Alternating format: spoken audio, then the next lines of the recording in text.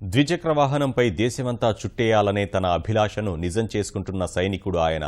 సరదా కోసం కాకుండా ప్రజల జీవన విధానంపై పరిశీలన, హెల్మెట్ వినియోగంపై ప్రచారం చేసేందుకు తన దేశవ్యాప్త పర్యటనను ఓ మంచి అవకాశంగా తీసుకున్నారు.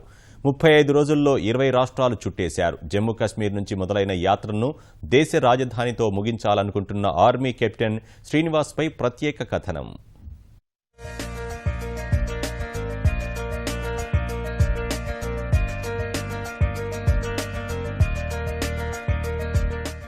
రాయల్ ఎన్ఫీల్డ్ వాహనం జమ్మూ కశ్మీర్లో JK21C 3274గా రిజిస్ట్రేషన్.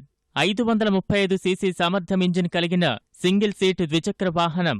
జూన్ 5వ తేదీన జమ్మూ కాశ్మీర్ నుంచి ఈ మోటార్ వాహనంపై దేశవ్యాప్త యాత్ర ప్రారంభించారు హైదరాబాద్ దిల్సుఖ్ నగర్ కు చెందిన ఏ. శ్రీనివాస్. 2013లో దేశ రక్షణ దళంలో కెప్టెన్గా చేరారు. భారతదేశమంతటా పర్యటించాలన్నది ఆయన ఆకాంక్ష. 2 నెలలు సెలవు పొంది ఇప్పటివరకు 20 రాష్ట్రాలకు పైనే తిరిగారు. అన్ని రాష్ట్రాల రాజధాని ప్రాంతాలను చేరుకోవడంతో పాటు ప్రజలతో మమేకం కావాలనే తపనతో ఈ యాత్రను ముందుకు సాగిస్తున్నారు. ఇప్పటికే 10,000 కిలోమీటర్ల దూరం దాటేశారు. జమ్మూ మీదుగా పంజాబ్, హర్యానా, మేఘాలయ, ఉత్తరాఖండ్, ఉత్తరప్రదేశ్, బీహార్, అసోం, త్రిపుర, మిజోరాం, మణిపూర్, నాగాలాండ్, సిక్కిం, పశ్చిమ బంగా, ఛత్తీస్గఢ్, ఒడిశా, ఆంధ్రప్రదేశ్ రాష్ట్రాల్లో తన యాత్రను పూర్తి చేశారు. ప్రతి రాష్ట్రంలోనూ ఈ ఆర్మీ కెప్టెన్కు మంచి ఆదరణే లభిస్తోంది. విజయవాడ నగరం మీదుగా హైదరాబాద్ వెళ్లే ముందు అమరావతిలో బస చేశారు.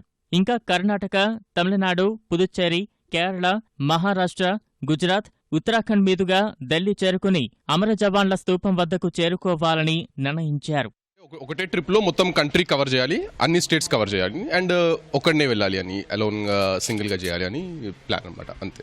ఎంతగానో ఇంటీరియర్ ప్లేసెస్ నుంచి వెళ్తాం కాబట్టి కొంచెం స్టేట్ కవర్ అయ్యి కొంచెం పీపుల్ అక్కడ ఎట్లా ఉంటారు కొంచెం అది తెలుస్తుంది. కొంచెం డ్రైవ్ చేయండి, it is fun, but of course కొంచెం కీప్ సేఫ్టీ కొంచెం గుర్తుంచుకొని అట్లా డ్రైవ్ చేయండి అంతే. సో అట్లా ఇట్స్ ఆల్వేస్ గుడ్. నాకు ఇట్స్ సేఫ్టీ కూడా ఉంటుంది కాబట్టి కంఫర్టబుల్గా ఉంటుంది హెల్మెట్తోని. వెళ్ళిన ప్రతి చోట రాస్తుంటాను. సో ఇంకా ఒక 10 వస్తాయి, 10 క్యాపిటల్ సిటీస్ వస్తాయి ఇక్కడ.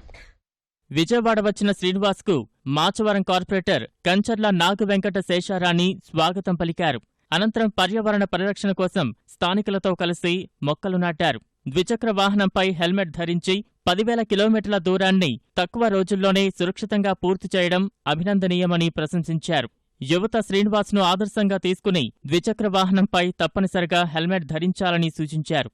దాన్ని ఆదర్శంగా తీసుకుని ప్రతి ఒక్క పౌరుడు కూడా హెల్మెట్ పెట్టుకోవాలని చెప్పేసి మీ అందరినీ కూడా హృదయపూర్వకంగా మేము చెప్పడం జరుగుతూ సెలవు తీసుకుంటాం.